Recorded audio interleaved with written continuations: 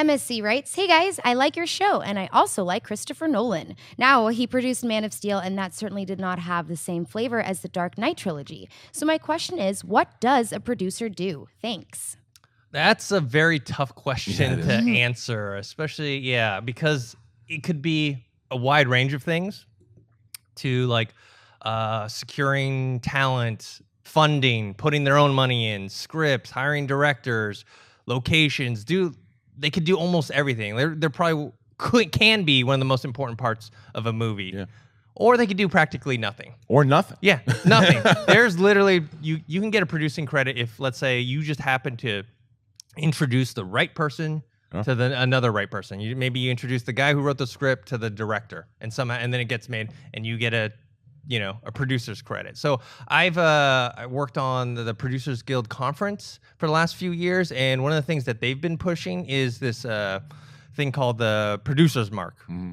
Which now, if you watch a movie, in the beginning credits, if you see like their name, let's say like a Kevin Feige, and you see PGA right behind it, that's like kind of almost like a certification of saying, okay, this person actually did something on this movie. So they're trying to, because of the question he asked, a lot of people don't know what producers do, so they want to make sure that the people who actually do work get the credit. Yeah, it's true. I mean, a lot of times, you look at some people will even look at Spielberg on the Transformers movies, like how much did he really produce that movie? Slapped his name on there. Right, and then look at the reverse of that. I mean, I haven't seen the movie yet, but it seems like Soderbergh, who is producer and I think director of photography on Magic Mike XXL, is going to have a lot of say in that movie because he had so much to do with the first one. And then as he's there shooting, he's probably have his.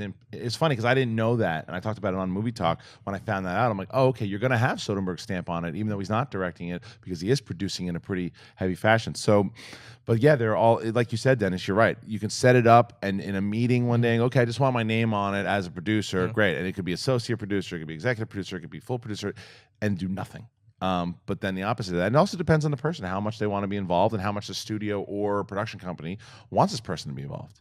Like George Lucas is going to have, I'm sure is he going to have a producer credit? I'm guessing he should. Or is he going to have story by? Or is he going to have story by? That's a question I'm curious about, because the deal might have been that he didn't get. See, it kind of goes into the question, like with the deal with Lucas.